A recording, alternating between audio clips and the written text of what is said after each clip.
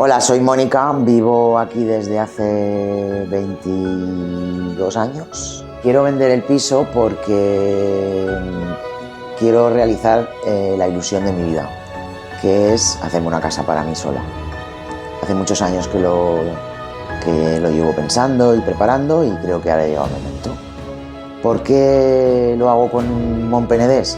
Porque me han parecido una familia, muy profesionales, muy cercanos y además se van a encargar de todo, tanto de la venta del piso como de la casa nueva, de todo.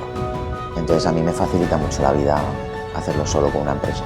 Mi rincón favorito de la casa, yo tengo muchos rincones, aunque no es una casa mega grande, pero tengo muchos rincones. Uno es en el sofá porque tengo delante la chimenea. Es una casa con mucha luz, entonces hay muchos rincones para leer y para que entre el sol. Tengo muchos rincones, la verdad es que no tengo solo uno.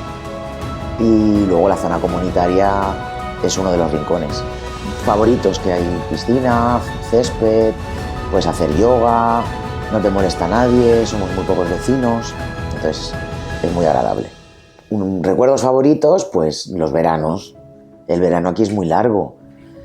Sales de trabajar, llegas aquí, es de día, hace sol. El verano nos dura 5 meses. Entonces, pues las tardes en la piscina, tomando algo con los vecinos, con amigos, días de barbacoas, un montón de recuerdos. No te puedo decir solo uno.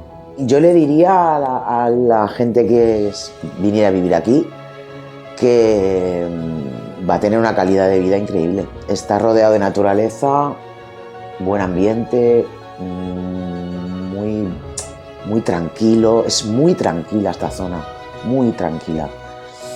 Entonces vas a tener mucha calidad de vida. El verano será más largo, el invierno será más corto, vas a estar más tiempo de vacaciones.